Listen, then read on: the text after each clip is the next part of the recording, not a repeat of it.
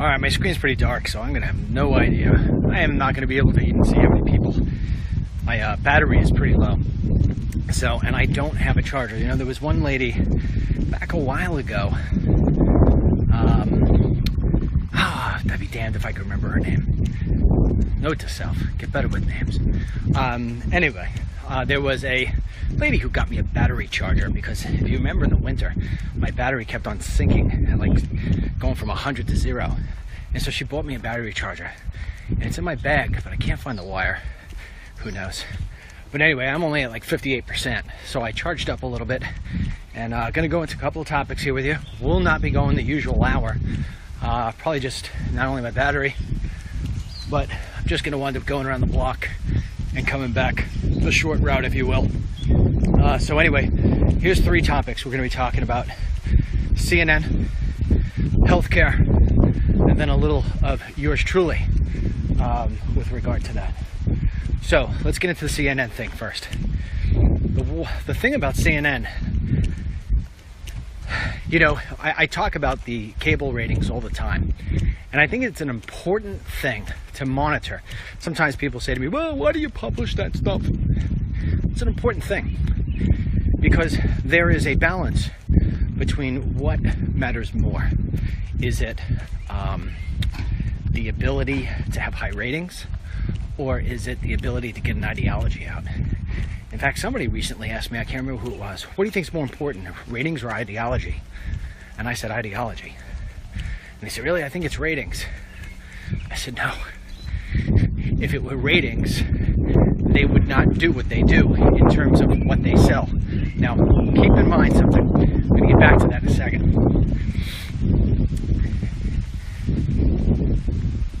Think about this. There was a video put out today. If you haven't seen it on DennisMichaelLynch.com, you should see it. It's been shared now almost as many times as my grandma video has been shared. I can't believe my grandmother video was shared like 27,000 times. But I think it's been shared like 23,000 times. And in the video, this Project Veritas, I don't know how they got into CNN. They probably gave some false impression of who they were. However they got in, so be it. They'll deal with that one on their own. But they dealt with a CNN producer. And in the video, he basically reveals the fact that, you know, the CEO of CNN, Jeff Zucker, who actually lives out where I am during the summers. And he said, basically, stop covering the climate accord thing, go back to Russia. So they're driving the narrative of Russia, and they say pretty much it's because of ratings. Now, here's why that isn't necessarily true. If CNN really wanted to be in ratings, number one, more than they wanted to get past their liberal ideology, well, they would pick up the phone and they would call up Rush Limbaugh, and they would call up Mark Levin, and they would call up Laura Ingraham, and they would call up every single radio conservative host. They'd call up me, and they'd say, we want you to have a show. They would. They'd say, yep, we don't care what it would be. We're going to throw it out at you. How much does Hannity make? How much does O'Reilly make? We'll give you more plus. Why would they do that? Because the conservative message goes out to more solid thinking people. And so those people tune in. It's why there's no such thing as liberal radio. It's why Fox News, at the end of the day, even if they don't have the #1 show temporarily so, you know, they are always #1 in ratings. And that's because, like it or not, that's where the intelligent people go. So, to that extent, CNN really isn't about ratings. They're about their ideology at the same time as selling their ideology and coupling that with better ratings. For them is having your cake and eating it too. So understand that if they really wanted to go for the ratings, if they really wanted to be #1, they would change what it is that they're selling. Prime example, MSNBC just hired for Saturday mornings Hugh Hewitt, who is a conservative radio host. They are now giving him a show on Saturday mornings. Another person that they hired was Greta Van Susteren. Now, although she's not by any chance or any stretch a conservative, especially not one like Sean Hannity, she still comes from the Fox environment. They are also thinking 100%, we got to start changing a little bit about how we sell this stuff here. There's a lot of money in conservatism.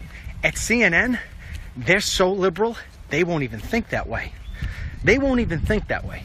They won't even put strong pro-Trump people on panels. They've always got, and no disrespect for the people who are on those CNN panels, but they don't really usually hold their own. But they'll put a very weak Trump supporter in a panel of 7 liberals. So trust me when I tell you, it's about selling the ideology.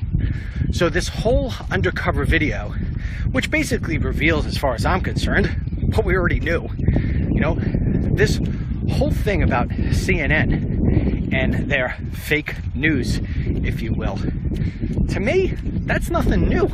We sort of knew this. Didn't we already know this? The big thing about it, which I think is interesting, and for those of you who have been with me for a very long time, you may remember me walking down this very block.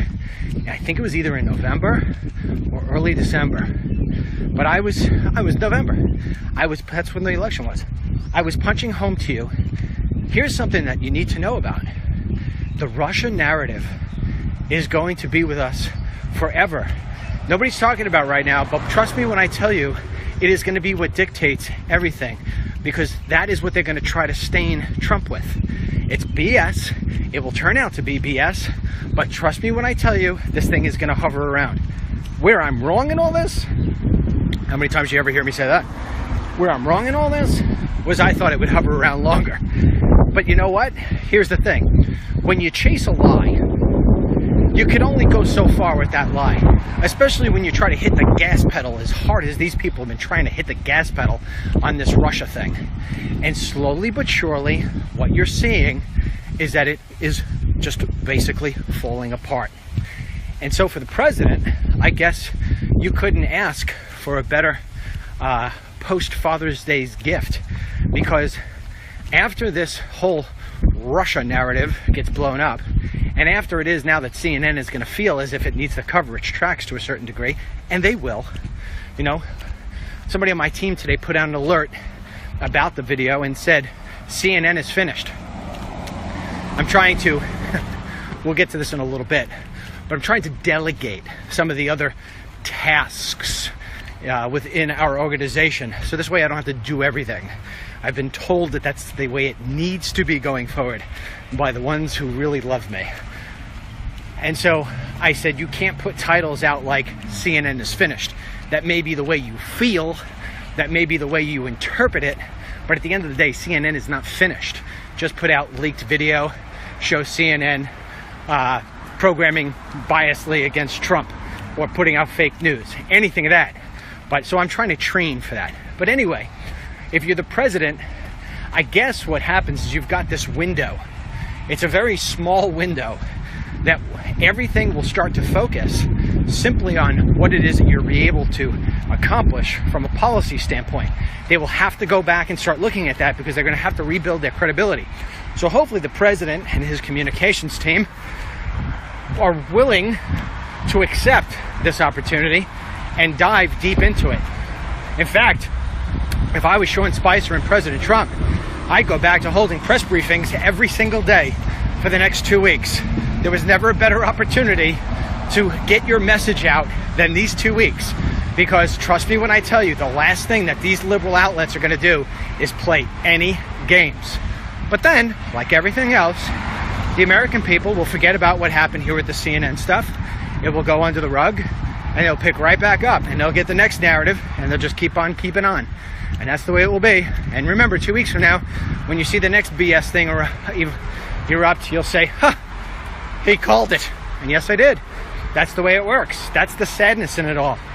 And so even though CNN, their ratings, you know, they're talking about how, in the video, they talk about how strong their ratings are. They're still number 3. They're so far behind MSNBC and Fox News. And the reason being is because they just care more about the ideology than they do the ratings. So I don't care what any Project Veritas or anybody else tells you. My formula tells you it's more about the ideology than the ratings. And all you have to do is look at the faces of the people at CNN when they react to anything. The Georgia win last week, or when they react to the president winning the election, anything. You just look at it. That's not about ratings. That's about ideology. And so, trust me when I tell you, it's all about that. It's not about the ratings. It's not about the ratings at all. If it were about the ratings, they'd have conservatives on that network, and they don't. So, now that we have that out of the way, let's go to the next topic, which is the health care bill. I know a lot of you have sent me messages saying that you don't understand what it is. Please, can you get some clarity? Then, of course, you had the travel ban thing. I have been, remember this lady? This house loves DML. Hey, Angela. Hope you're watching. Anyway, so a bunch of you sent me emails asking me to explain. And then you're like, DML, where have you been? I haven't seen you on the walk and talk. Okay, we'll get that to that in a second. But for the most part, the healthcare stuff, I have told you from the beginning that the healthcare bill that was in the House was a disaster. Because what it didn't do is it did not disable the fundamentals of Obamacare. It just didn't. What it tried to do is it tried to take this package of Obamacare and build things around it to disguise that in the middle, it's Obamacare. And it's not going to work. You can't do it. When the core of something is there, you can try to disguise all you want. You could put this into human nature if you want. If you're a hateful person inside, you can try to disguise it with a couple of niceties, but ultimately your hate's going to come out. You know? If you are a dishonest person and you try to cover that over, ultimately the dishonesty is going to come out. So in this same case, when they talk about repealing a bill, they're not repealing anything. What they're doing is they're building around it. They're trying to put band-aids on certain spots and build around it. Now, why they're doing that is a totally different subject. But when the House bill... Sorry, somebody tried calling me. I'll tell you, if I could do it over again, I would have never gotten a cell phone. I don't know why people call. I always call. I always get these phone calls. And then you pick up the phone and say, yes, hi, I have a short survey, and I was wondering, do you put your shoes on first, or do you put on your t-shirt first? I don't wear t-shirts. Yeah, I got a voicemail from 1-800-900-1300. There you go. Okay, if you want to call them. So, anyhow, go back to what I said. So after the House did their whole thing, and the Senate took the bill, they said basically, we're not going to pass this thing. And so now the Senate had come up with their whole bill, and now basically Mitch McConnell came out and said, we're not going to be voting on this before July 4th. Okay, I hate to say this, but once again, hold on, let me hit that button I always hit. Doot. For those of you who've been with me for a while, you know that I said that I was given July 1 until the alarm bell went off, because if certain things weren't done by July 1, I was going to start feeling pretty icky about it. And now I'm feeling pretty icky, because what happened today was Mitch McConnell said that they're not going to vote on this healthcare bill. Now, you may have heard other pundits and other people tell you about how this is a good bill, and it's not. It's not. It's the same thing the House did. They're trying to take around the fundamentals of Obamacare and trying to band-aid it and put up different stuff. And at the end of the day, you still got Obamacare at the bottom. It's not a repeal. It's a build-around. And so you've got good senators who are saying, I'm not going to vote for this thing. There's no way I'm going to vote for this thing. I have been fighting against Obamacare for years, and I am not going to vote for this for the sake of giving somebody a win. I'm not going to do that to my constituents. And although I will get a temporary win now, it will ultimately turn out to be a massive loss. Now, the CBO, which is the Congressional Business Office, they have basically confirmed what some of these senators are really concerned about, and some of the senators have jumped onto it. Now, there will be those of you who say, yeah, but the CBO got Obamacare wrong. Yes, they did. So maybe we should give them the benefit of the doubt that they don't want to be wrong again, and they may have looked at this existing bill a little bit stronger, a little bit deeper, and said, we ain't going to get caught with our pants down again. According to the CBO, and it's very hard to argue, especially when you look at the numbers and you look at the way in which they're trying to build off the core, like I said, Obamacare, these blockades. I hope I'm not confusing you, but this is a very heady topic. You're looking at potentially 22 million people being uninsured. And in addition to that, you are looking at an incredible amount of pressure on older people and on low-income people on having to be able to pay for insurance rates and deductibles and co-pays that is just unreasonable. Now, the upside to this, the upside is that the cost for Medicaid would be lower because they're going to be cutting back certain things. Don't you always love, there is never a walk and talk where there's not some kind of mechanical device powered by gasoline and operated by an illegal alien. How do you know they're illegal, DML? It's the same guy who was here 6 months ago and 6 years ago, and he still doesn't speak English. If he did, I'd say hola. Actually, I would have said hello. DML, you losing it? I am a little bit. This week, anyway. So, anyways, go back. So it's not a good bill, folks. And here's how it's not a good bill. It's a better bill put to sleep. It really is. And I continue to say what I've always said. You just got to let Obamacare completely crash into the ocean. And when it does, you have to have something ready to go in place. It's like the pizza maker, you know? The pizza maker makes the next pizza while the oven's filled. And when the one pizza comes out, the other pizza comes in. Nobody has to wait. You know what I mean? It just keeps on as a factory. Now, that's what we got to do. And that's what's going to happen. Come hell or high water, I will be right. Press again. Again. Yep. It will basically be Obamacare will collapse. And then we can insert something in, because at that time, the world known as the United States of America will need a lifeline. Now, you may recall last week we were at this house. The roof was a nightmare. They cleaned it. What do you know? Hola. Dinero. No mucho. Very good. Proud of you. Not. So anyhow, we go back to this whole thing. That's the way it's going to work. You're not going to get anything until Obamacare completely crashes and you get one of those DML alerts that says, Obamacare has officially crashed. And there you go. That's how it will work. So eventually we will get something, but it's not going to be now. The problem with that, and yes, there's always a problem. DML, when is there something good to tell you? It's sunny, finally. The problem with this is that when the healthcare bill continues to get kicked down the road, along with it is tax reform. Yep. And sooner or later, these beautiful leaves will all drop and the snow will start to fall.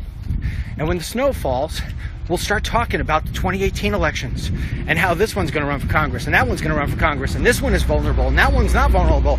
And who's the president going to support on this one? And who do you support DML on this one? And we'll start talking more about that and less about stuff getting through. And we will be standing there with our pants around our ankles saying, boy, do I feel naked. Yeah, because you got no legislation to hold over your private parts. And that's why. Yeah. And so this is where it is. DML, you know, maybe I didn't miss the walk and talks because it's all gloom and doom. It's not gloom and doom. DML doesn't do this to you. I don't do this to you. I just report back to you what's happening. I do it in a way, and remember I said this. Remember I said this in this conversation. This would be the one you probably want to rewind a couple times. Good, bad, or ugly, I will never mislead you.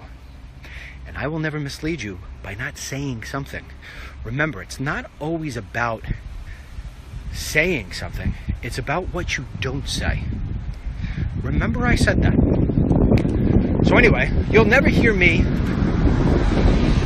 or I should say, you'll always hear me tell you what's in the noggin. You'll always hear me say, this is what I think, and here's what I know. Because I know, hold on,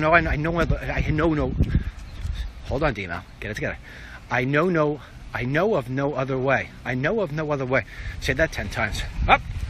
It wouldn't be a walk and talk without our new friend, the Obama tree. There he is. And now you thought Obama was going to go away. Now he's got trees all over the place here. For those of you who are new to the show, at least today anyway, that's an Obama tree. Obama takes the leaves from that tree and then gives it to another tree who he thinks needs the tree. Yes. But, don't think that it's Obama trying to be good to the trees that don't have leaves. No. And here's why. As we walk 72 feet, you will see what nobody else can see. Because unlike the Obama tree, oh, I can't do that. Sorry. Bear with me. One more time. Unlike the Obama tree, which is out in broad daylight, you could plainly see it. In fact, if you wanted to go touch the Obama tree, you can touch it. In fact, if you wanted to buy it, you can call Rose. But if you walk 72 feet, what is supposed to be hidden in the hedges so nobody can see is Michelle Obama's tree. Oh, yes. Yes. See, what they do is they disguise you. They give you this whole, look at Obama's tree. What he did, he pulled the leaves off for everybody and gave it to the other trees. No. Then you come over here and you see that they stripped the leaves off another tree. But this time, they're actually building the house. Can you see that? Yeah, can you see that? I don't know if you can. There you go. Michelle's tree, no leaves, but with a new house going up on it. Built by illegal aliens. DML, I can't get this stuff on Hannity. I know. You won't be able to get this stuff anywhere else. No, you won't. DML, you're so full of yourself. If you don't like it, leave. Like a tree. Yeah. Anyhow, all right, so the healthcare bill. DML, wrap it up, baby. All right, I'll wrap it up for you right now in a bow. Healthcare bill is going to get kicked over past the 4th of July. Then you're going to get busy. Oh, yeah, fireworks are going to go off. You're going to be like, I love 4th of July. And then it's going to get hot. You're going to want to go to the beach. Or your air conditioners are going to break, and you're going to be focused on getting a new air conditioner. You're going to be like, damn, it's so hot in here. Yeah, and then you're not going to really worry about the healthcare bill anymore. Oh, no. And then the summer's going to go, and then August is going to come, and then all the Congress people are going to go home for the month. And then it's September, and you're going to look up and say, whatever happened with that healthcare bill? Mm-hmm. Oh, yeah. Oh, yeah. Oh, yeah. Mark it down now. For those of you who have been... Hold on, let me hit the button. Boop. For those of you who have been with me for a while, you know that I'm often right on these things. Sorry. Sorry for delivering you what you don't want to hear. I wish I could tell you something nice. I mean, I could tell you this. Not everything where I live is beautiful. See those branches? Somebody just left them there. Why didn't they pick them up? I don't know, DML. DML, you talking to yourself again? Yes? DML, do you have mental health coverage? I don't know. Anyway, so, speaking of health,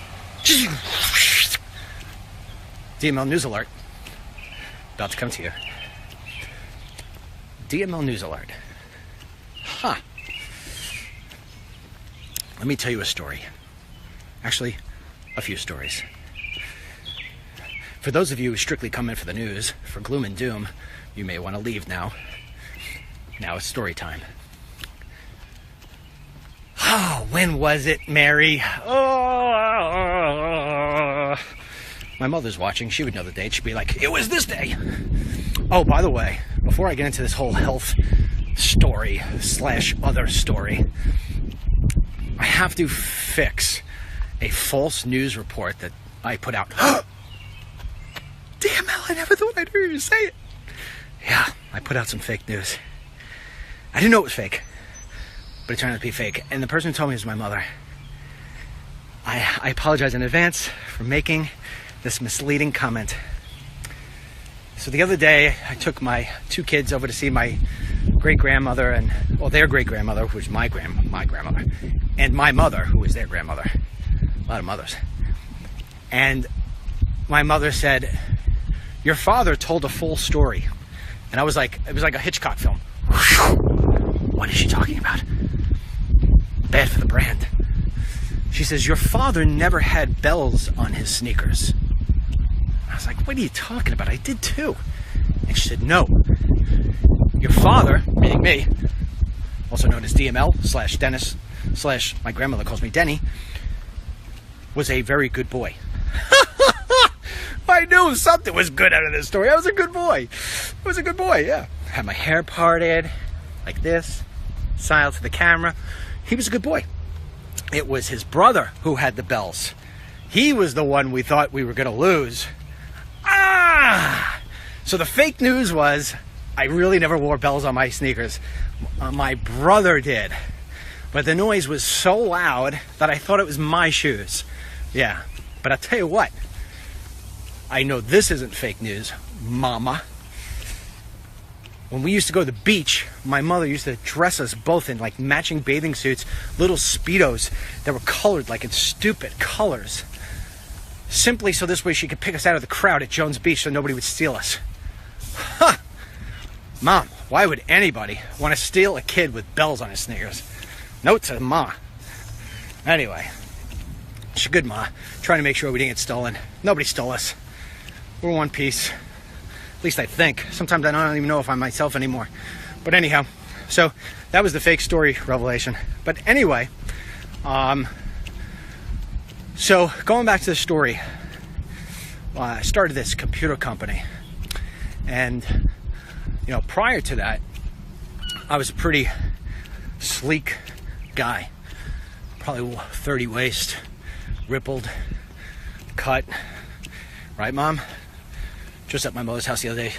Just got all my young pictures all over the place. One sitting there with just my jeans, no shirt on. My daughter's like, Daddy.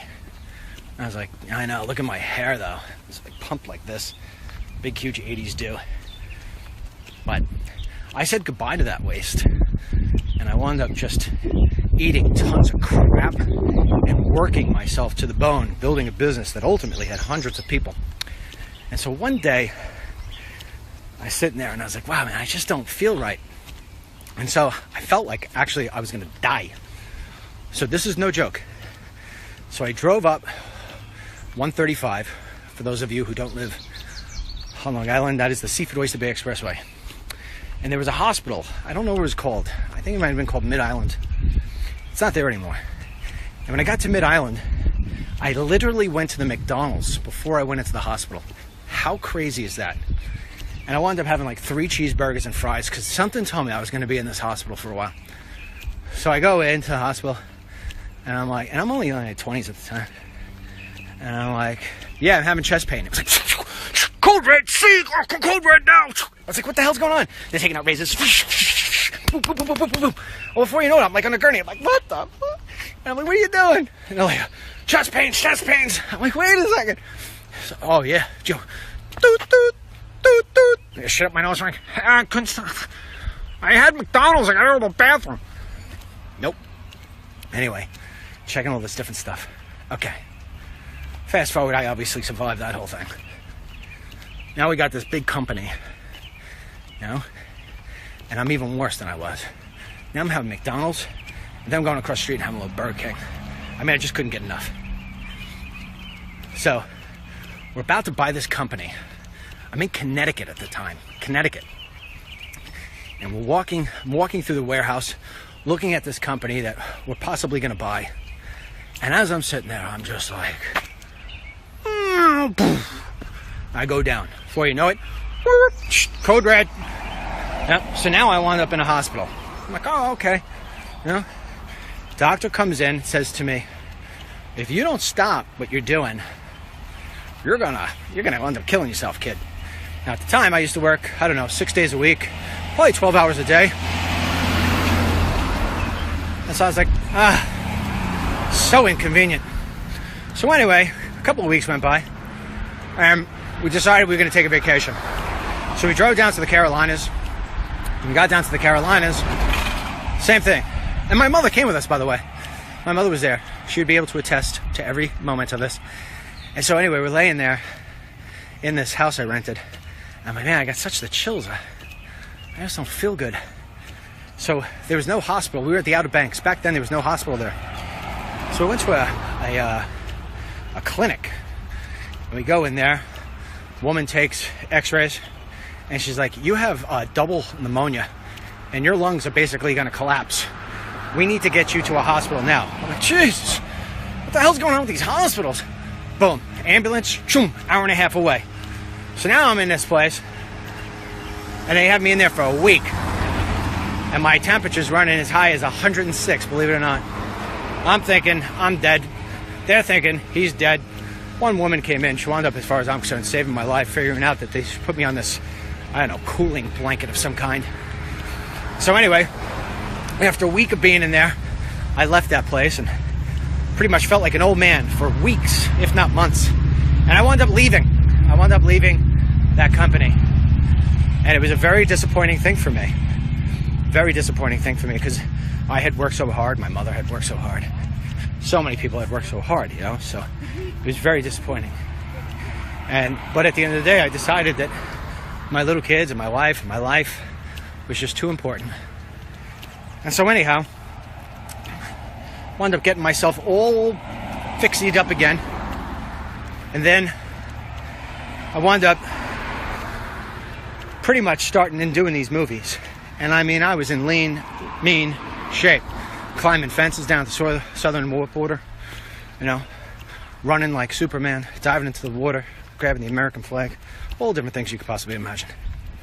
Yep. And then all of a sudden I came up with this crazy idea of listening to the people who were telling me, you should run for president. Okay. So then I basically go and say, I'm going to run for president. So, you know, Megan puts me on TV, and 88% of the people who vote say, yeah, I'd vote for this guy. And I got all these people coming out, and all this other different stuff. And slowly but surely, all those healthy little Denny's that are running inside of me started to become the sick little Denny's inside of me. And before you know it, there I was back to the place where I had been 2 times before. This time with the cardiologist sitting with me at a studio, little studio. I guess you call it a movie studio. It could be a movie studio, it could be a news studio. Oh, it's a studio with like 17 different sets. And we're about to do a documentary, and he says to me, you are a ticking time bomb. Ah, really, man? We gotta go through this crap again? And he says, yes. Here's what you need to do. 90 days. No internet. No this. No that. I mean, I lived in the land of no. He's like, if you don't, you're going to wind up having a heart attack, you're going to die. And he wasn't kidding. And he's like, just look at yourself. And I did. We were standing there. We were in the green room outside the studio. And I looked at myself. And I'm like, wow, I don't even look like me anymore. I can't even talk straight. I can't think. I can't sleep. I can't do any of this stuff. My kids are too young. I'm too young. What the hell am I doing here? You know? Not to mention the fact I'm too freaking honest. So oh my God, it's like 5 million degrees in here. You know you're sweating, I know. So anyway, little AC while we're sitting here. I'm actually gonna go to the charger. I don't know if this charger thing works. If I lose you, adios. Let's see. This accessory may not work. And then again, it may be. All right, but it's charging, wonderful. T-Mel, this is a long story. Well, I'm telling you my life. So anyway, so I took those 90 days. I actually lost my Twitter account. Any of you have ever wondered why my Twitter numbers are much lower than my Facebook numbers? It's because I lost a little bee in here. What the hell is this thing? Hold on one second. Get out. All right. I wound up. It says I lose my battery. How did I lose my battery? I'm charged in. Am I not charging? I think I'm charging. I may lose you. It says my losing battery, but I plugged in. Anyway. No. It's not charging. Hold on. Let me see. I go this way? I don't know. I'm all confused here. It's playing the music on my iPod. Sledgehammer by, what the hell's his name? I don't know. Album's name, So. Anyway, so Peter Gabriel, yeah. So, I took the time, the 90 days. I lost my Twitter account because unlike Facebook where you could turn yourself off for 90 days and come back, in Twitter, if you turn off, they take away your account. So I lost all the people. But I came back leaner, meaner than I had ever been in my life. In fact, the most healthiest I've ever been in my life. Okay. So then, after that, fast forward a year later, between having a television show where I used to have to travel into New York City for a total of 5 hours a day, 2.5 there, 2.5 back, sometimes 3 there, sometimes 3 back. and that was 5 days a week, 4 days a week sometimes, because they would let me do double sessions on Thursday. But anyway, so I was doing that for a while, and slowly but surely, you know, the DennisMichaelLynch.com website started to become really popular.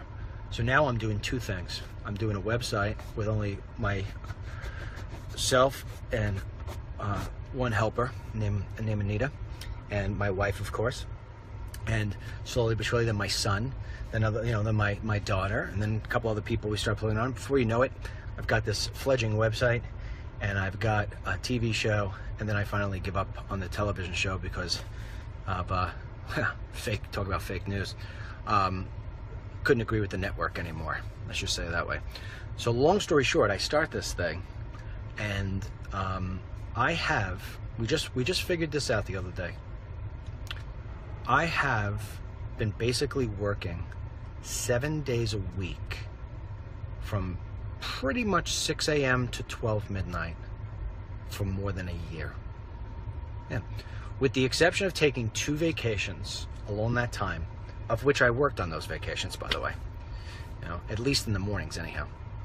In fact, we went away, I can't remember what island we went down to, but I was on the phone for hours with the guy who runs part of our website.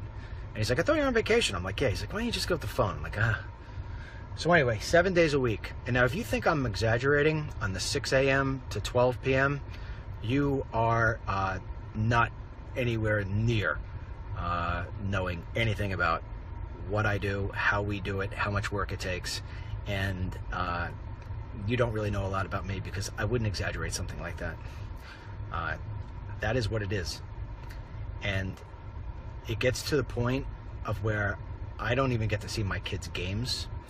My son came in the other day and said to me on a Sunday, beautiful day, Dad, let's go out on the boat.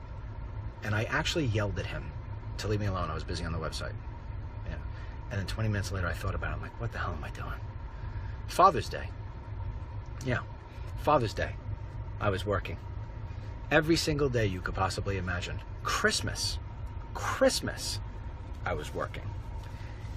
And so it's a non-stop thing because I've got the app and I've got the shows and I've got the website and the Facebook and the Twitter and you try to make everybody happy. We like the videos. We don't like the videos. We love the videos. We don't like the videos. Trump is great. Trump sucks. I love tweets. I hate tweets. DML, what's the healthcare? Hey, DML, what's not that? And I just never know how to say no. Just don't. And not complaining about it. That's just who I am. And so that's pretty much it. And unfortunately, in some areas, and I mean no disrespect, especially to my own kids, but I've surrounded myself with the youngsters who have very limited experience. And banking, sometimes I forget how young these people are, you know? And that's not necessarily a slam. Sometimes young people, and I used to be there, right, Mom? Young people think that they can take on the world and accomplish anything. And there's a great thing about that. There is a level of, it's like dreams meet determination meet Superman. And you don't ever discourage people like that. You never say to somebody you can't. You always say to somebody you can. At the same time as sometimes that becomes a little bit problematic because you realize when you get older that things don't always pan out exactly the way that you dreamed and envisioned them. So you take paths that are slower, or you get off paths because you realize that it's nothing other than just a dead end, or you realize that you're just going to wind up being unhealthy for it, whatever it may be. So that is the situation that I have found myself in. And along that way, of all those 4 stories I had told you before about the times of when, you know, it just hit into a brick wall, there has been no time bigger than this one. No big, and I'll give you an example. If I try to get out of a chair, I literally look like I'm 80 years old. Yeah. There are times when we're at work that I get out of the chair, and because my kids are now in the room, and they aren't kids, they're adults, they're grown adults. You know, they're old enough to go to war. They're old enough to drink in bars. I mean, my kids are not kids, they're young adults. My young adult children, I try to hide from them that I can't get up or that something hurts because I don't want them to be concerned. At the same time is probably the greatest thing that has happened to me in the last month and a half is the fact that my children have come to work with me, because their mother has been telling me now for quite some time, you're just going to burn yourself out. You're just going to burn yourself out. You're going to get yourself sick. We've been here before. You're not listening to your body. Look at you. Now, I've gone to the point of, this is how sad it is. And this is where you know you could always trust your buddy DML, because I tell you shit that other... Oh, damn it. Sorry. I tell you stuff that nobody else would ever be brave enough. When you watch the walk and talk when I do it in the kitchen, even if I have a sports jacket on, what you don't see is that I'm wearing a pair of sweatpants underneath. Yeah, I got a pair of sweatpants. Or I'll have a pair of shorts on. So I'll have a shirt, even if I don't have the sports jacket on, if I have a nice shirt on, I have either sweatpants on or I have on humongous stretchy shorts, because I have become so enormous. I stepped on the scale. I'm 200, and I may not look it to you, I'm 243 pounds. I should be 193. That's how bad I am. I am now wearing clothes. I used to have a camera guy who used to work for me. His name was Rory. Rory's a big guy. Rory left a pair of shorts at my house one time. I have been wearing Rory's shorts. It's the one pair of shorts I wear. I have been wearing Rory's shorts because nothing of mine will fit, and now I've come to a point of where Rory's shorts don't fit. Yeah. So in addition to every single last body part, there are a few other things that are going on, which I am going to completely keep to myself, because as much as I love being honest with you, there are certain things that I just keep to myself. But there are some other things going on. And at the same time that these things are going on, that I have been trying to hide them from my family, unbeknownst to me, and if you're watching, son, my son and daughter, who have been in the office with me now for a month, took a walk the other day and said, we have to have an intervention with Dad. And because my oldest son is very concerned that I'm going to fall flat on my face and that I'm not going to be able to, there's a cop coming. Who's the crazy guy in the car talking to himself? Maybe he's watching the walk and talk. Let's see. Hello, Mr. Policeman. Yep. So anyway, very, very concerned. Well, it turns out to be that as he is having that, I'm having a conversation with my wife and telling her, I think I've finally come to the point of where I agree with you, and here's what's happening to me. And my wife's like, okay, enough's enough. And so basically my family has put the proverbial gun to my head and just said, enough. So I said, well, enough isn't going to work, because I'm never going to give up what I do. I love what I do. Too many people rely on what I do, and we've built an incredible thing here. And they said, we're not asking you to give up anything. We're asking you to please not give up your life. So I said, okay, fine. And so what we're going to do here is we're just going to slow things down a little. I still have fantastic writers, independent writers from across the country who write for us all the time. My son is an absolute champion. My daughter is an absolute champion. They have really woke me up to a lot of things, and I mean a lot of things, more than just my health.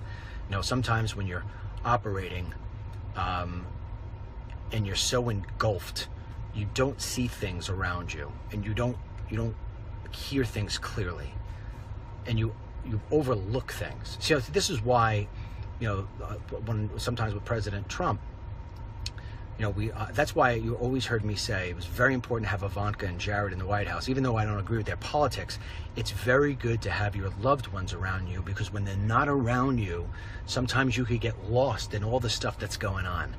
But your family will never allow you, good family will never allow you to fall on your back. They'll always have you. They look at things, they hear things differently, they smell things differently. Even my mother, I've been with my mother, you know, going over to my mother's house the last couple of weeks because she lives close to where our estate is. And she's said a couple things to me that have really jumped out that I wasn't noticing myself. Just about everything. And I said, okay, fine. So I started starting to look at this stuff a little bit differently.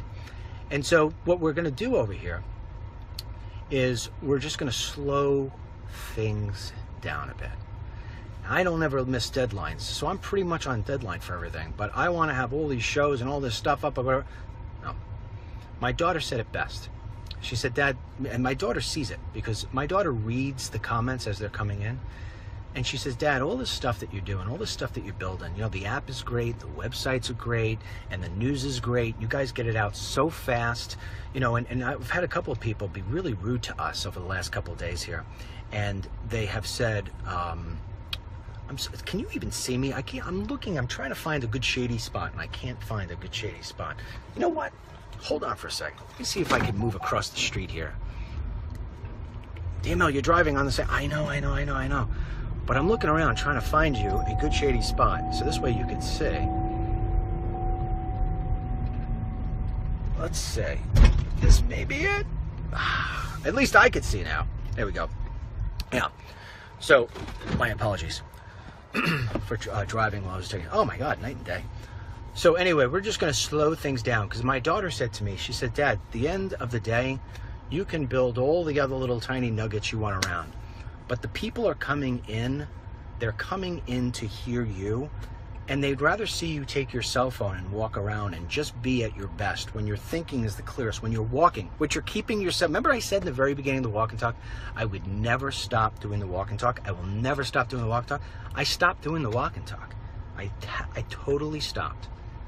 I don't walk and talk anymore. I just don't do it. I'm part of just letting myself go in the same vicious pattern I have done over all these different decades. It is my biggest shortcoming, is that I just basically let myself go because I'm trying so hard to accomplish things that can be accomplished, but only if you're healthy and only if you're in one piece. And I keep on putting myself into these situations where I can't accomplish the goal because I let myself go. And maybe that's why they say youth is wasted on the young, because it's taken me to 48 years old to realize the fact this is the case. So DML and DML, you know, actually, thanks to a lot of you out there and my good friend Anita, I've been trying to get a URL called dmlnews.com instead of DML Daily. I just wanted it to be DML News, like Fox News and ABC News and everything else, and I couldn't get it. And I don't know how it is, but it popped up and it was available. And Anita said, you should go buy it. And I said, okay. And other people told me I should go buy it. So we bought it. So ultimately, when we launch our new site, which my daughter is now in charge of, I put her in charge of today. That's the other thing. I took a list of all the things that I've been trying to accomplish and I can't get to because I'm either keeping it myself or I'm distracted with other stuff that I really either don't want to do or shouldn't be doing. And she said, we make a list, give it to us. So I gave it to my daughter. My daughter's like, I'll take care of it. So my daughter is working now with Mark in Iowa to make sure the new dmlnews.com gets up, and it has all these new excellent features and stuff. So I'm like, maybe because I'm handing some of the stuff off, it will actually go. And so now, because my family is so engrossed and so with me, and this is the same thing, you know, it's amazing. My story sounds a lot like Trump's in the sense that he'll tell you, you know, he's got his family wrapped around him because he knows his family will never do him wrong. And his family will never hold back and not say something for the risk of what it's going to, you know, what it's going to do. They're always going to tell Dad straight up. They're always, they work so hard, and these kids, they, you know, maybe one day they run with it, but we're not going anywhere. I'm getting all the emails from you guys. You know, I'm not going anywhere. We're just slowing down, and DML is going back to the walk and talks every single day, walking and talking. Hell or high water. And when our next show comes up, it will be when it's right, not when somebody's asking me to do it or putting pressure on that, you know, it should have been by now, or because somebody on the other side of a news feed is saying, you know, hey, you know, I want this show, I don't like this, I don't like that. It's not going to be based on that anymore. It's just going to be based on what feels right versus what feels wrong. Not about how fast something comes or fast something doesn't come. That's it. So everything is in place, and to the certain degree, better than ever. Our traffic this month is going to break a record. It is going to break an internal record. And I have to give my writers so much credit, but ultimately I have to come back and give the credit to my son. My son is working like a machine, and I don't allow him to work the hours that I work. And maybe that's why it's working so well, is because he gets time to just check out and do well, versus me, who just always stays checked in. You know, even just trying to get through all the emails of everybody and return all the emails and whatever, feel like I'm obligated to do something like that. You know, just step back from certain things. That's what we're going to start doing. But, you know, my son is just cranking it out. What a wonderful human being. And my daughter, that's the other one, just sitting there, and, you know, we were sitting there looking at the different stuff, and she's like, Dad, so much of this stuff is easier than it's been made out to be. We could nail this out. I said, okay, fine. So, anyway, for the next, let me wrap this up because I'm starting to ramble. I was supposed to have a doctor's appointment today at 4 o'clock. Figure, they set it for the time of walk and talk. But it wound up getting canceled last second. It is scheduled now tomorrow for 3 o'clock. But I got to be there at 2:30 because they tell me I got 10 pages I got to fill. 10 pages? What the hell do you need to know for 10 pages? In my name, my sex, if you can't tell, and my age. Let's go. So I've got 10 pages to fill out, and then I got my appointment. So I am not going to be able to do a walk and talk tomorrow. Unless, of course, it gets canceled again, and they push it off to the next day. But they cancel it. If it gets canceled again, I'm going to barge in. But it'll be tomorrow. I will be back, God willing, any day. God won't be willing, but God willing, I will be back on Thursday doing the walk and talk at 4 o'clock. What we're going to try to do, and I'm not committing to anything, as my wife and my kids tell me, you got to stop committing to these things for everybody. What we're going to try to do is make a video earlier in the afternoon, sort of like Dick Morris does, where it's going to be highly produced, and I cover things like in 3 minutes or less about what you need to know about the health care bill. Just give you a little something, so this way you know you got it, and you know you don't got to wait till 4 o'clock. And 4 o'clock, we're going back to our old format where I walk around, we pick out a story, we pick out a news item, we pick out an opinion piece, we pick out a wow.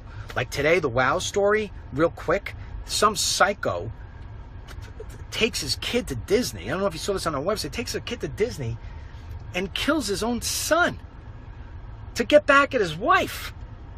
What the hell is wrong with people? So, you know, we're going to go back to the old ways of walk and talk, and they're going to be at 4 o'clock. And the reason why they're going to be at 4 o'clock and not 11:30 is because 4 o'clock, my kids want me out of that freaking office. And our office right now is going to be out of our home office for the next 2 weeks, because the 4-hour drive every single day back and forth to the estate is also killing me. And so these are all the demands that are put on me by the ones who love me, the ones who really, really love me. And for all of those of you who have sent me the nicest, kindest messages in the world, I can't say how much I appreciate it, how much I love you back. I'm humbled by it. By my friend Janet, who just, you know, continues to be a great friend I never met. Tried to put $5,000 in our donation account today, and I'm rejecting it and sending it back. If we needed donations, I would ask for it. We have all the equipment we need. I need nothing else. All I need now is some health and some sanity in terms of how it is that we operate this thing. Because even President Trump gets away to Mar-a-Lago. Even President Trump has people doing other stuff for him. You know, and so this guy doesn't. At 6 a.m. to 12 p.m. and even when I lay down at 12 o'clock, the trains are running through my head. It's just exhausting. I don't even know myself in the mirror anymore. My mother saw me the other day, and she's like, you gotta stop. And I saw the picture that we posted online with myself and my grandmother. I don't even look like me. I don't even look like me. And the fact that I can't walk, let alone run, I can't do anything. My little girl said, Dad, you want to go outside and play wiffle ball? I can't even do it. I can't even do it. And I hate to admit it because I like to think I'm Superman, but I'm not. Nobody is. And so that's that. So there I go. I told you all that other stuff. Now, some of you have asked some other questions, and I will just give you a little tiny blurb on it. Some of you have asked me about Scarlett. Scarlett decided, and I think rightfully so, that she really wasn't keen about the news business anymore. She wanted to be an exercise instructor. Scarlett may be the single most healthiest person I've ever seen in my life. And she's young, and I think it was the smartest move in the world, because the news business, especially the way that she was having to do the news business, is a toilet bowl, just like DC is. And so for Scarlett to live a healthy life and to get other people healthy and to get just to stay into exercise, I think is the greatest thing in the world. And I told her same thing. Making videos, I told this to her a long time ago, and she would tell you this. I said, making videos out of your Texas apartment is going to get very old, Scarlett. Just want to let you know that. And she's like, no, I know, I can do it. Okay. You know, and that's why when she wanted to come to New York, I wouldn't let her come, because I ultimately knew that her heart would not want to be in it. You know, and it's better off. Get somebody as bright and lovely and God-fearing, and she's got a new family. You know, she's going to be getting married in September. Let her go and have a life of exercise. She'll be a lot happier and live a lot longer. And then Harlan has joined the advisory. I don't want to say it wrong. If I say it wrong, I'll be fake newsed. I think an advisory panel or board of some kind. I think it's an advisory board for President Trump's re-election, which sounds a little early to me. Let's get a health bill first. But he has joined a board of that nature. I don't know who else he's doing it with. I haven't spoke to him about that, but he will no longer be part of the DML every day, which is, you know, he was a contractor. And so that is fine, because you don't get many opportunities in the world like that of being an advisor to a re-election campaign. I mean, that is fantastic. I'm sure his parents are very, very proud of him. So he is going to do that. What that entails, I have no idea. I've been really more focused on me right now, to be quite honest, and some of the stuff I got going on, which is, you know, not the best in the world. And I mean, I don't mean with business. I mean with business has never been better. I mean with myself, healthy wise. So I haven't been able to really get the lowdown on that. And I was supposed to see him today, but they canceled that doctor appointment on me. But aside from that, you know, he is a 26-year-old young man who is smart and will, I would imagine, be able to offer some heady information. I hope that he feels as if he's learned a great deal in the past 6 months. Whether Trump gets elected because of him or not, who knows? But either way, if he does, Harlan, take credit. If he doesn't, blame somebody else. Anyway, so that's that. So anyway, I think it's sort of better off, because the walk and talks were really always my gig, and I gotta just get back to them, and then slowly but surely find the next guy or the next gal who can really do a walk and talk of something, or something that is highly unique. My wife showed me something the other day, and I'm gonna hang up after this. My wife showed me something the other day. I have such a great wife, great children. I seriously am the luckiest man in the world. They watch out for me. I can't tell you how much they watch out for me, especially those two kids. Those kids, we sat at the estate one night at the pool. Something wound up happening. And it happened during the day. What happened wasn't important. But something happened, and the kids took me outside to the pool. And I never got better wisdom from a 22 and a 20-year-old than I did from that right there. And they just sort of laid it out. And I'm like, wow, did we do some good job on raising these kids? Because you always think that you're older and you can tell down on something. And they turn around and they spit something out to me. And I said, wow, how did I miss that? And I said, yeah, all right. And it's just so amazing. It's so amazing. But my wife was showing me something the other day, and she showed me this guy who goes around and does almost like a walk and talk, only he doesn't do it every day.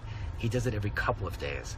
And he gets like 19 million views. And I'm like, 19 million views? I watch this guy, and he's funny, and he's informative, and he takes people to new places, and it's always something new. And my wife said to me, that's the way you were when you first did your walk and talks. That's the way you were. And my daughter, and they all like, it's not like it anymore, Dad. It's not like it anymore. And then my wife said something that was really has stuck with me.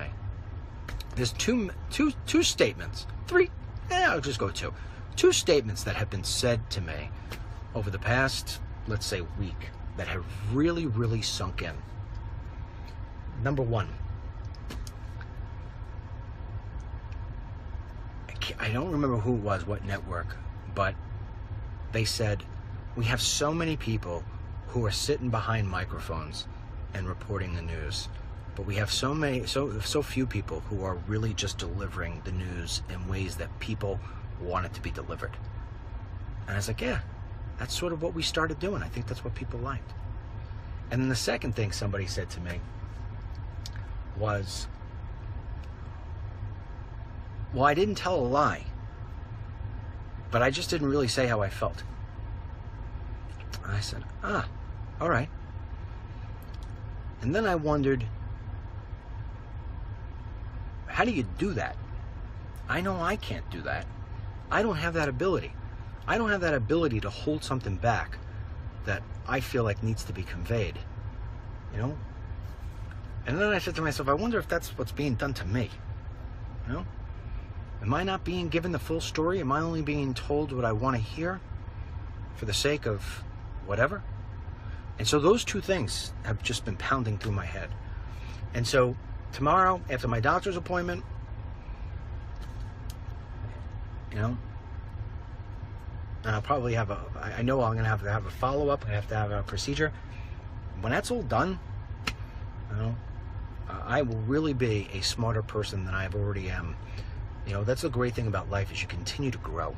You know, you continue to grow, you continue to learn. Nobody knows everything. That's the beautiful, beautiful thing. And I'll close on this. I used to say this all the time on the walk and talk. I don't think I've been saying it. I just forget to say it. And because on walk and talk, I always get my brains always going. Let me end on this. This is really for the people who send me nasty stuff. One woman just sent me an email before I went out and did this walk and talk. And she said, I don't know how you do it. She wrote that. I don't know how it is that you take all of these negative, ugly things that people either send you an email or put on the comments. I don't read the comments on the Facebook anymore. I just didn't run out. I ran out of time. Or, you know, in these private chat rooms and whatever it may be. It's the negative things, the hateful things that people say. She's like, I don't know how you do it. I would erupt. Periodically, I'll ban a few people if they're very disrespectful. And that's not the first person. I remember this other person. I don't even know if she watches anymore. This woman named Sarge. She was a retired U.S. Army. And she was around when I was thinking about running for office. And she said, she actually gave a speech on me. And she said, I don't know how you do it. I do. And this is why I always try to say is what I'm talking about with Trump, about, you know, don't let the narrative control the narrative. I'm not going to let somebody else control the narrative. You know, you don't do that. You don't let these people, these haters and naysayers get into your life. And I'm no matter what it is, it could be news or whatever. You take those things and you let the grain of salt in this ear and out that ear. You know? And that's it. You just don't let it bother you. You don't let it bother you. What? You're lost. No, I'm not lost. Thank you. I appreciate it. This is a private road. I know I live here. Okay, good. All right? Yeah, good. Just trying to keep things secure. Are you? Yeah. Okay. Good. Which house are you? Why don't you keep moving? Good idea. See what I'm saying? Now, I said that politely. Why don't you just keep moving? Right? Yeah, I said it politely. Anyway, There's always somebody in the bunch. Always somebody in the bunch. You know, it's just trying to keep it secure. Yeah, because there's so much going on right now. Crazy. Yeah, I told you. I said to you, what did I tell you? I said, this summer will be nuts. You see the nuts coming out. These are Alec Baldwin's, man. These are Alec Baldwin's buddies. Just trying to keep things secure. How can I help you? Yeah, until I turn around and said to him, why don't you keep moving? Okay. Yeah, because that's what it is. See, that's what I'm talking to you about. These people, they try to ramrod you. They try to roll over you. They try to say stuff to intimidate you, scare you. You ain't gonna get this goddamn ML. And your little tiny notes to me about whatever. Oh, you're a fraud. You're this, you're that. Later. Get out of my life. Yeah. Oh, this weekend. Part of the, you know, my son turns around to me and says, Dad, can we go on the boat? I was telling you this before. Yeah. Dad, can we go on the boat? I'm like, no, doing the website. I can't do the boat now. Go with your mother, take them out. You take the boat out. I'm thinking to myself, oh, why did I just answer her like that? It's a nice day. Freaking Sunday. You know what? The hell with the site. I just leave the site. No? So we left the site. Then I said, oh, Dad, I'll load up the site. I'll load it up with some old videos that the people didn't watch days ago. We'll just put it up there. Let's just go out. I said, okay, fine, we'll go out. So we go out, we call up, say, yeah, could put the boat in the water? I haven't used the boat all year long. It's sitting up there. We get to the boat. The boat's a mess. They haven't cleaned it, and I paid for this stuff. They haven't cleaned it. The seat's off. I mean, we have a guest with them. My daughter's boyfriend's there, and we're all embarrassed. And I'm like, what's going on here with the boat? No, I'm not being cool about it. What's going on with the boat? And the guy's like, oh, let me fix this, let me fix this. Another guy comes over and says, oh, by the way, stuff is leaking out of the engine. Just want to let you know that. I said, leaking out of the engine? Why are you letting me go? Oh, no, it's not a big deal. Don't worry about it. Really? It's not a bad thing? Don't worry about it. So we go and we turn on the boat. Beep, the alarms start going crazy. Crazy. Guy comes over. Doesn't have a staff shirt or anything like that. Comes over and says, I know what the problem is. You want me to fix it? I said, who are you? So he says, I said, you work here? So he says, yeah, I work here. Like with an attitude. He says, you want me to fix it or you want me to walk away? You're going to walk away from me? I got out of the boat. And then all of a sudden, calm set in. Can't let these people get you uptight. You got to control the narrative. Steady hand at all given times. You know what I'm saying? No, I'm saying. All right, that being said, I think I said enough. I was rambling on for a while. I haven't done a walk and talk in a while. I do that sometimes when I haven't done a walk and talk in a while. I ramble sometimes. And sometimes I sing. And then sometimes people knock on my door. You need help? No, but you will. All right, we'll see you later. Bye-bye. I said, no. If it were ratings, they would not do what they do in terms of what they sell. Now, keep in mind something. I'm going to get back to that in a second.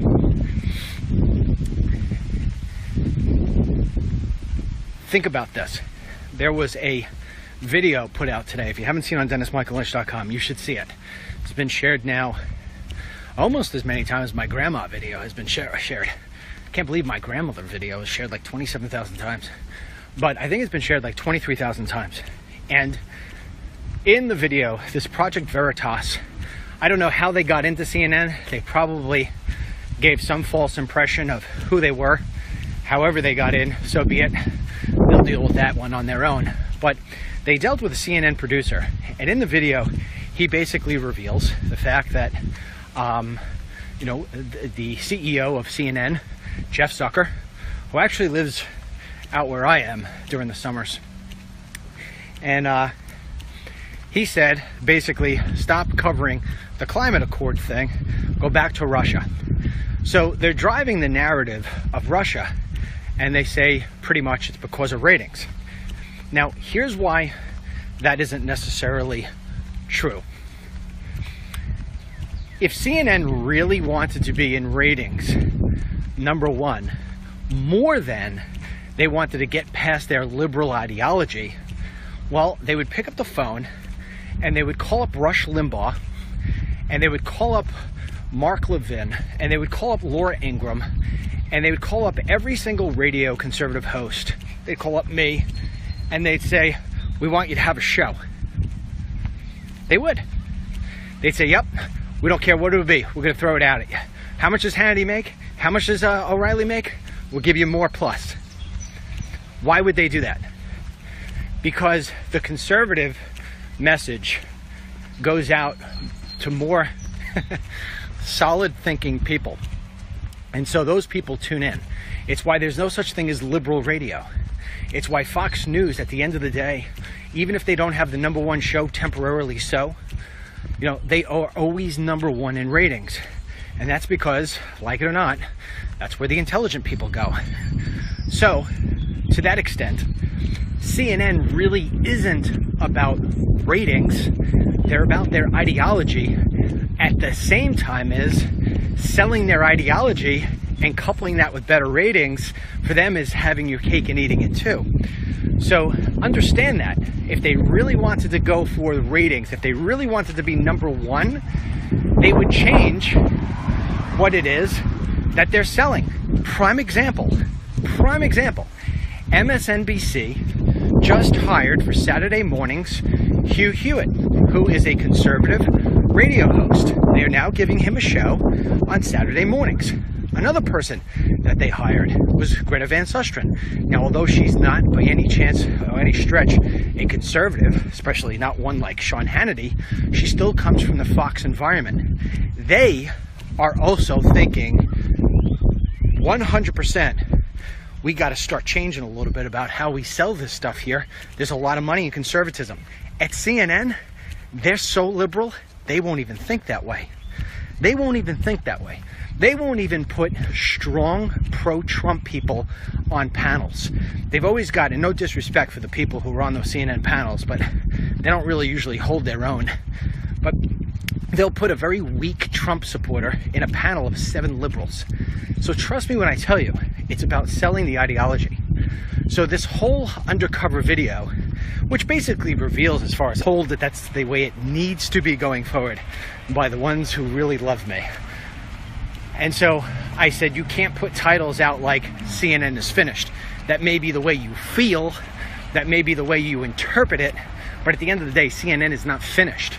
Just put out leaked video, show CNN programming biasly against Trump, or putting out fake news, anything of that. But so I'm trying to train for that. But anyway, if you're the president, I guess what happens is you've got this window. It's a very small window that everything will start to focus simply on what it is that you're able to accomplish from a policy standpoint. They will have to go back and start looking at that because they're going to have to rebuild their credibility. So hopefully the president and his communications team are willing to accept this opportunity and dive deep into it. In fact, if I was Sean Spicer and President Trump, I'd go back to holding press briefings every single day for the next 2 weeks. There was never a better opportunity to get your message out than these 2 weeks. Because trust me when I tell you, the last thing that these liberal outlets are going to do is play any games. But then, like everything else, the American people will forget about what happened here with the CNN stuff. It will go under the rug, and they'll pick right back up, and they'll get the next narrative, and they'll just keep on keeping on. And that's the way it will be. And remember, 2 weeks from now, when you see the next BS thing erupt, you'll say, "Huh, he called it." And yes, I did. That's the way it works. That's the sadness in it all. And so even though CNN, their ratings, they're talking about how, in the video, they talk about how strong their ratings are. They're still #3. They're so far behind MSNBC and Fox News. And the reason being is because they just care more about the ideology than they do the ratings. So I don't care what any project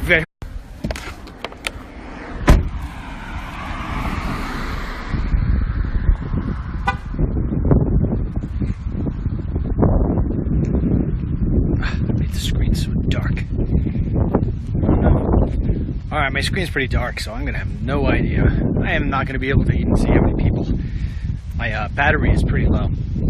So, and I don't have a charger. You know, there was one lady back a while ago.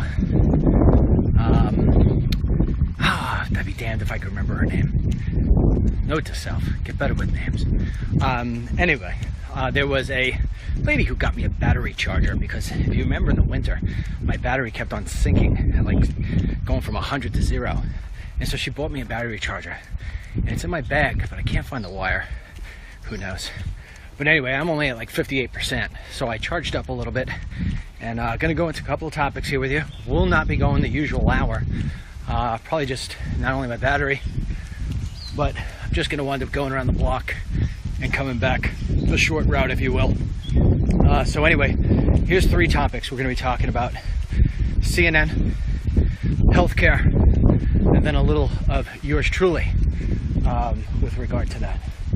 So let's get into the CNN thing first. The thing about CNN, you know, I talk about the cable ratings all the time, and I think it's an important thing to monitor. Sometimes people say to me, well, why do you publish that stuff? It's an important thing because there is a balance between what matters more. Is it the ability to have high ratings, or is it the ability to get an ideology out? In fact, somebody recently asked me, I can't remember who it was, what do you think is more important, ratings or ideology? And I said ideology. And they said, really? I think it's ratings. I'm concerned, but we already knew. You know, this whole thing about CNN and their fake news, if you will, to me, that's nothing new. We sort of knew this. Didn't we already know this? The big thing about it, which I think is interesting, and for those of you who have been with me for a very long time, you may remember me walking down this very block. I think it was either in November or early December, but I was November. That's when the election was. I was punching home to you. Here's something that you need to know about. The Russia narrative is going to be with us forever. Nobody's talking about it right now, but trust me when I tell you, it is going to be what dictates everything, because that is what they're going to try to stain Trump with. It's BS. It will turn out to be BS, but trust me when I tell you, this thing is going to hover around. Where I'm wrong in all this, how many times you ever hear me say that? Where I'm wrong in all this was I thought it would hover around longer. But you know what? Here's the thing. When you chase a lie, you can only go so far with that lie, especially when you try to hit the gas pedal as hard as these people have been trying to hit the gas pedal on this Russia thing. And slowly but surely, what you're seeing is that it is just basically falling apart. And so for the president, I guess you couldn't ask for a better post-Father's Day's gift, because after this whole Russia narrative gets blown up, and after it is now that CNN is going to feel as if it needs to cover its tracks to a certain degree, and they will. You know, somebody on my team today put out an alert about the video and said, CNN is finished.